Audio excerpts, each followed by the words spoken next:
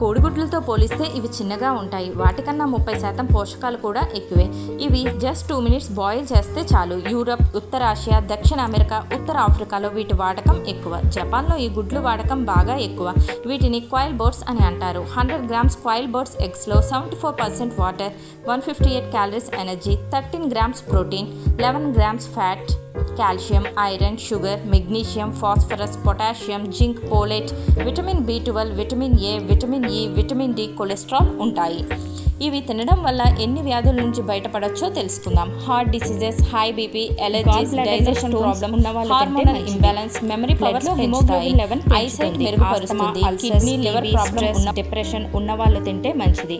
ఇందులో సెలేనియం మన బాడీలో అద్భుతం చేస్తుంది. వయసు తగ్గించి యవ్వనంగా కనిపిస్తారు.